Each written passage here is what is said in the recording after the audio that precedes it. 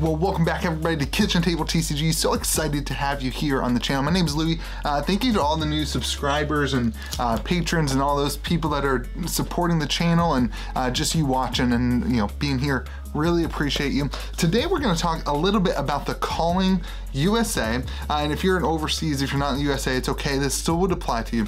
We're going to talk a little bit about how I think it's going to affect the market. Now, I want to say I'm going to use two examples of ways that I think that this could affect the market and whatever. They're going to be very contrasting ideas. Stick around to the end. I have a thought about that.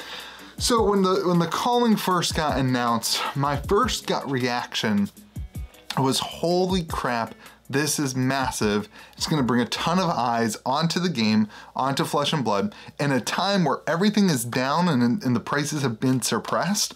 I really believed that it's going to skyrocket the prices. So this is like number one. The idea that with the more excitement and hype about the game, with this kind of national, Calling event, there's 4 locations. It's in Dallas, it's in Cincinnati, it's in Vegas, it's in Orlando. It's like all these big things happening, that this was going to put a ton of new eyes on the game, and in turn, more eyes on the game means more collectors, means more players, means an increased price of collectible cards. And that's really what I want to focus on today, is collectible cards. And we've already seen that happen with cards that are playable, like Command and Conquer. This weekend, Command and Conquer has skyrocketed to about a $90 card, which is very, very high. I mean, that's up like $15 to $20 since the release of this event, which tells me that the playable cards are going to see a huge increase in price.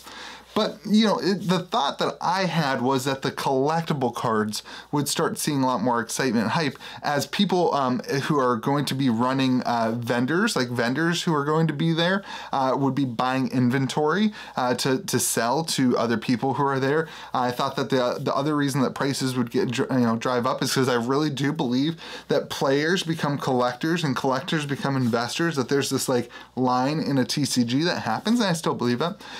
So that's where I really think the first initial reaction I have to the Vegas thing, to the Calling thing, is that the market is getting ready to increase. Again, I think that there's a lot of signs that say that this is a good time to start buying again as a result of already suppressed prices, met with this kind of attitude of are vendors going to have a place to sell cards? Everyone, there's a lot more you're in person. It's a lot more oh yeah, okay, I'll buy that. You don't do as much thinking. You don't have to put your credit card in and all that stuff. So vendors are a little bit more safe on feeling like they could sell cards. But then something happened this weekend that made me think, ooh, maybe not. Maybe I'm wrong, because if players become collectors and collectors become investors, then a lot of the collectors and investors are still players.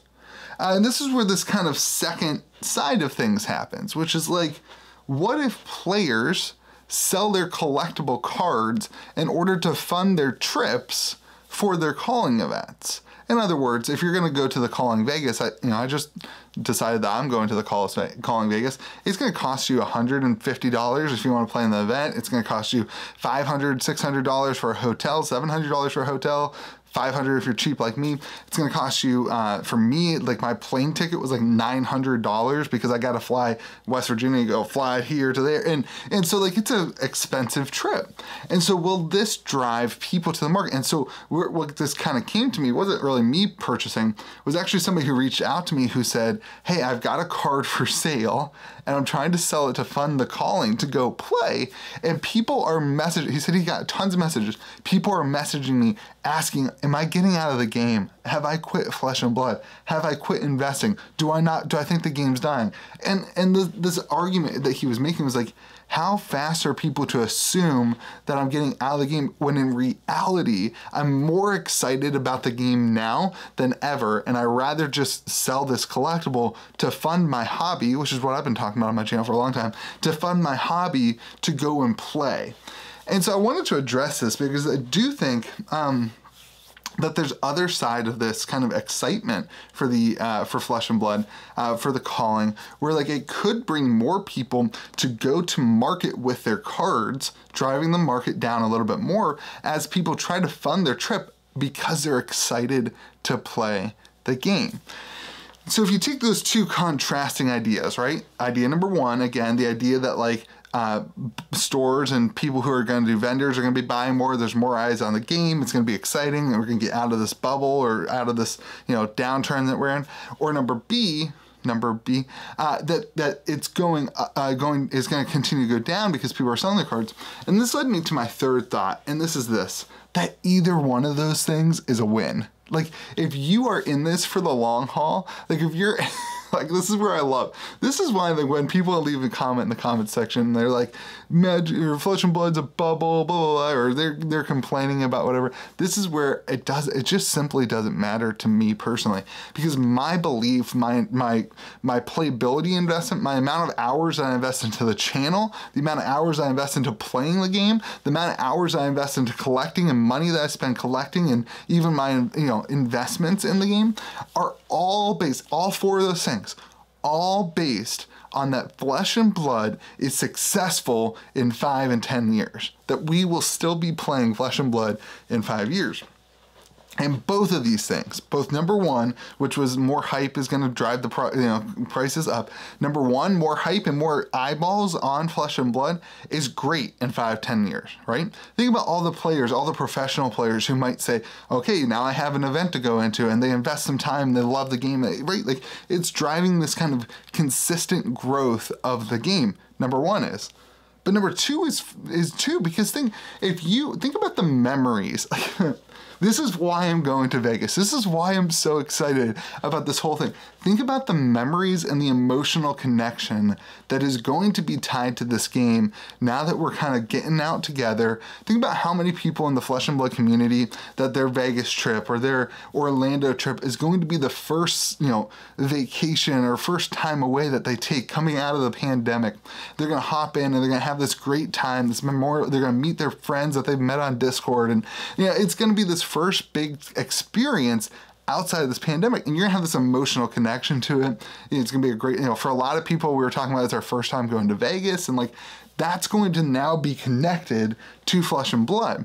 Your excitement to play the game. And what this means, what I'm trying to say, is both of those scenarios are great for Flesh and Blood as a result of, in 5 or 10 years, I think it increases the odds that we are playing the game. Never mind the fact that like Channel Fireball's investment now into Flesh and Blood is much deeper. They're investing time and energy, and they would not have done that had they not had a 5 to 10 year roadmap in front of them for like continued play, like continued organized play. You don't just like say, hey, we're gonna do this major event without the idea of like, hey, I'm gonna continue to do it. I'm going to do it in the future. I really believe in it. And to me, like, if Channel Fireball selling the product is one thing, but Channel Fireball investing and doing events is a whole nother thing. The other whole, like, additional thought to this, which really could be a whole nother video, is this road to nationals thing. Like, you're going to start hearing a lot about, both on my channel, but also just from other LGSs that are hosting the road to nationals. It's this awesome opportunity. It's like Skirmish, but a little bit better. Like Skirmish, but like one step up. And Skirmish, like I've said, I really believe Skirmish was like one of the most successful things that LSS ever did. The whole Skirmish idea, one of the most successful things that LSS ever did. I think this road to nationals event thing can be a really, if LGSs do it in the right way and make a big deal about it and really lean into it, I think it's going to be a really, really big thing for your local and even your regional community. I know, like, for me, like, I'm not just thinking about local, but I'm starting to think, how do we make this a big thing for like the surrounding areas of people who want to go and play games? They're willing to drive 2 or 3 hours. I mean, think about it. People are willing to fly to Las Vegas to play Flesh and Blood. They're willing to drive 2 or 3 hours. And so this excitement, again, of like having these kind of trips and excitement, I think is really, really healthy for the game. I personally think if I had to pick one of the two ideas, I still think number one. I still think that a lot of people's eyeballs are going to be on Flesh and Blood in the next 4 months. That because of these major channel Fireball events, because of, you know, friends and whatever in the Magic the Gathering world, seeing their friends go and invest this time, that they're gonna start realizing that it's not just a financial thing, that they want to play the game, and that's gonna drive a lot more eyeballs to the game, and such prices are gonna go up. Command and Conquer, man, like, I don't know how this card recovers. I honestly don't. It's honestly concerning to me because I do think that $100 Command and Conquer is too expensive. But like, I don't know. I don't know what's gonna happen in the next couple months because I don't feel like Arcane Rising is like a massive reprint as the rest of them. Maybe it's just me. I haven't really gotten any product. So, but anyway, that being said, I hope you guys have a great day. Remember to be kind to the people around you.